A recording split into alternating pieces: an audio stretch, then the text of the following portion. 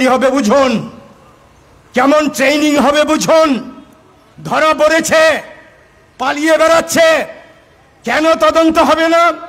এই তদন্ত করতে হবে এই ডিপার্টমেন্টের বাইরের দক্ষ, স্বচ্ছ, অভিজ্ঞ আইএএস অফিসার দিয়ে সিপিআইএম দাবি করেছে তদন্ত করে এই দোষীদের বিরুদ্ধে দৃষ্টান্তমূলক শাস্তি দিতে হবে।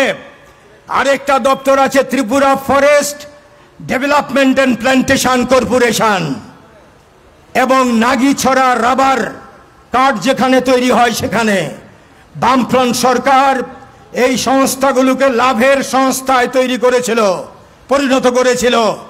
এইগুলির মধ্যে লক্ষ লক্ষ টাকা, এমডি থেকে আরম্ভ করে তার অধস্থনে অনেক কর্মচারী, শাসক দলের আশীর্বাদ পুষ্ট, মন্ডলের আশীর্বাদ পুষ্ট বিজেপির একেবারে এদের যে কৃষিমন্ত্রী ওই ডিজের সঙ্গে ডান্স করে যে মানে সোশ্যাল মিডিয়াতে বলেন যে জিনিয়াস, কল্পনা করা যায় না। বিজেপির যে জিনিয়াস, কল্পনা করা যায় না যে সোনার টুকরো ছেলেরা তারা এগুলির মধ্যে যুক্ত। এর মধ্য দিয়ে সেখানে করাপশন হয়েছে, এখন পর্যন্ত কোনো ব্যবস্থা গ্রহণ করা হয়নি। এই দাবি আমরা রেখেছি, ব্যবস্থা গ্রহণ করতে হবে। হর ঘর জল মিশন প্রকল্প, কি নাম, গালভরা নাম, নরেন্দ্র মোদীর দেওয়া নাম, তো এই জন্য এইরকম। পরে বোঝা যায়, হ্যাঁ, ভিতরে কুইনাইন উপরে স্যাকারিন, উপরে মিষ্টি ভিতরে তেতো। হর ঘর জল মিশন মেরে ফাঁক করে দিচ্ছে টাকা। একই অভিযোগ, সেখানেও করাপশন উঠেছে। এরও আমরা আত্মসাৎকারীদের শাস্তি চাই।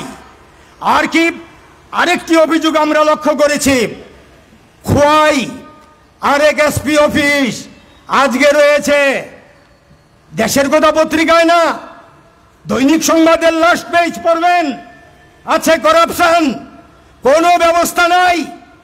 এইভাবে একের পর এক বলে শেষ করা যাবে না।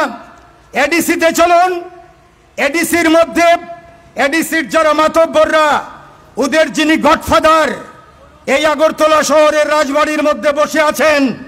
এই বিজেপি সরকার কার্যত যারা 100টার মধ্যে 20টা ভোট পেয়েছে, আর বাকিটা জল মিশিয়ে 39টা ভোট পেয়ে বিরোধীদের ভোটগুলো ভাগ করে নষ্ট করে দিয়ে বিজেপিকে ক্ষমতায় বসিয়েছে।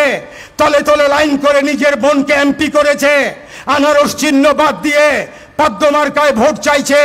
এই হচ্ছে মূল্যবোধহীন সামন্ততন্ত্রের প্রতিনিধি প্রদ্যুৎ দেববর্মা, তার দলের এডিসি পরিচালক যারা, রাজনৈতিক প্রশাসক যারা, তারা দুর্নীতির পঙ্কে নিমজ্জিত, লাখো কোটি টাকা মেরে খাচ্ছে। আর নিরীহ ট্রাইবেল জনগণ পাহাড়ের মধ্যে কাজ নাই, খাদ্য নাই, অনাহার চলছে। লজ্জা করে না? এই হচ্ছে রাজ্য সরকারের চেহারা, আর ওটা হচ্ছে এডিসির চেহারা। এটাই চলছে এই রাজ্যের মধ্যে সর্বত্র। যদি আপনি তুলাবাজির টাকা না দেন, কাজ হবে না। আপনি ঠিকাদারি কাজ পেয়েছেন তো রাস্তা করতে পারবেন না, স্টার্টিংয়ে আপনাকে 10% ঘুষ দিতে হবে। মন্ডলের নেতাদের গিয়ে বসে আছে, নেশা কারবারিদের টাকা দিতে হবে। টাকা না দিলে কোনো ডেভেলপমেন্ট ওয়ার্ক হবে না। হেঁটে সোজা চলে যান আখাউড়া চেকপোস্ট, ডান দিকে দেখবেন বিরাট একটা বিল্ডিং দাঁড়িয়ে আছে, সব বামফ্রন্টের সময়ের। এগুলো শেষ করতে পারেনি, শেষ করার প্রশ্ন নেই, কাজ ফেলে চলে গেছে।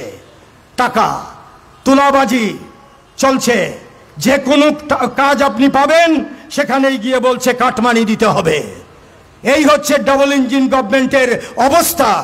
করাপশন আমরা কি বলেছি, খোল নালছে রন্ধ্রে রন্ধ্রে দুর্নীতি। এই রাজ্যের যিনি মাননীয় মুখ্যমন্ত্রী, তার দপ্তরগুলির মধ্যে সবচেয়ে বেশি দুর্নীতি। কে বিচার করবে? সর্ষের মধ্যে ভূত কে তাড়াবে? এটাই তো যে অবস্থা বামফ্রন্ট এই সরকার চালিয়েছে। নৃপেন চক্রবর্তী 10 বছর, দশরথ দেব 5 বছর, 15 বছর, মানিক সরকার 20 বছর, 35 ইয়ার্স। পারবে বলতে কেউ? এই রাজ্যের মধ্যে বিজেপির বন্ধুরা এই সভার কথা নিশ্চয়ই শুনছেন। হিম্মত আছে বলতে পারবেন বুকের বাটা আছে? নৃপেন চক্রবর্তী, দশরথ দেব, মানিক সরকার মুখ্যমন্ত্রী ছিলেন, দুর্নীতি দেখে চোখ বুজেছিলেন বা দুর্নীতি করেছেন। বামফ্রন্টের মন্ত্রীরা, এমএলএরা অশুভ দুর্নীতি চক্র বা নেক্সাস গড়ে উঠেছিল রাজনৈতিক মদতে। বলতে পারবেন? যদি বলতেই পারতেন তাইলে তো তদন্ত কমিশন করতেন। ক্ষমতা আছে? না কেরালাতে, না পশ্চিম বাংলায়, না ত্রিপুরায়। 1957 থেকে কমিউনিস্টরা সরকার চালায় কেরালায়। আজও কেরালাতে কমিউনিস্ট মানে বাম গণতান্ত্রিক গভর্নমেন্ট। পশ্চিমবঙ্গে জ্যোতি বসু 24 বছরের মুখ্যমন্ত্রী, বুদ্ধদেব ভট্টাচার্য 10 বছরের মুখ্যমন্ত্রী। যদি করাপশন থাকতো তাহলে মমতা ব্যানার্জি উঠে পড়ে লাগতো। আর মমতা ব্যানার্জির সরকার মাথার চুলের অগ্রভাগ পর্যন্ত দুর্নীতিতে নিমজ্জিত।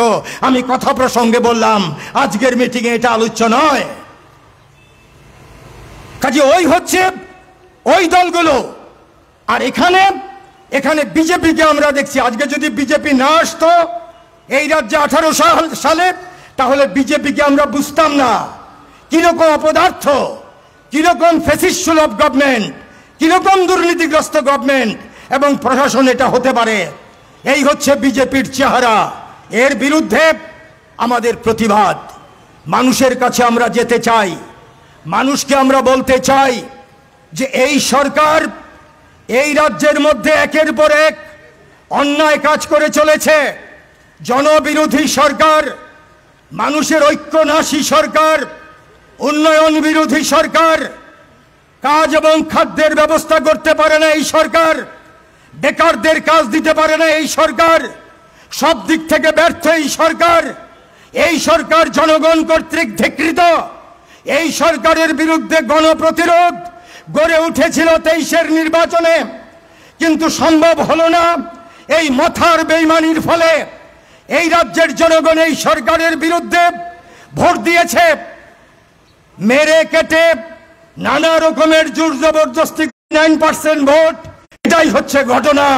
এর মধ্য দিয়ে আমরা বুঝতে পারি বিজেপির রাজনৈতিক অবস্থান এই রাজ্যে আজকে কেমন জায়গায় গিয়ে দাঁড়িয়েছে। পায়ের তলার মাটি নেই। এই দুর্নীতিগ্রস্ত সরকারের বিরুদ্ধে আমরা পশ্চিম ত্রিপুরা জেলা কমিটি আজকে আন্দোলনের ডাক দিয়েছি। আমরা মিছিল করেছি, সভা এখানে করছি। এটাই শেষ নয়। আমরা আগামী দিনে এই আন্দোলনকে আমরা আরো এগিয়ে নিয়ে যাব।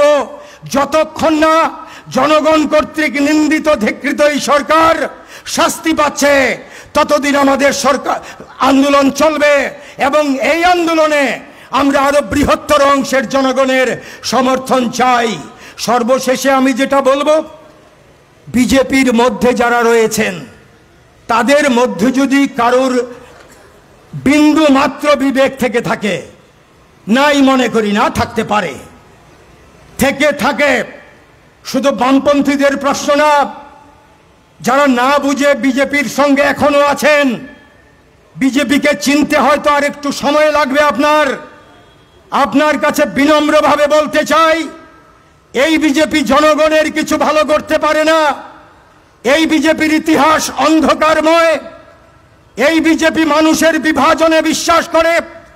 হিন্দু মুসলিম হানাহানি ছাড়া আর করাপশন ছাড়া আর পুঁজিপতিদের জমিদারদের স্বার্থ রক্ষা ছাড়া, আদানি আম্বানিদের বড় করা ছাড়া এই বিজেপির আর কোনো টার্গেট নেই। গরিব মানুষ, মধ্যবিত্ত জনগণ, আপনারা এগিয়ে আসুন। এগিয়ে এসে গণতন্ত্রের লড়াইয়ে সামিল হন। এই দুর্নীতির বিরুদ্ধে লড়াইও গণতন্ত্রের লড়াইকে পুষ্ট করবে। একটার সঙ্গে আরেকটা ওতপ্রোতভাবে জড়িত। এই কথা কয়টি বলে আপনাদের সবাইকে অভিনন্দন জানিয়ে আমি আমার কথা বলা এখানেই শেষ করছি। ইনকলাব জিন্দাবাদ।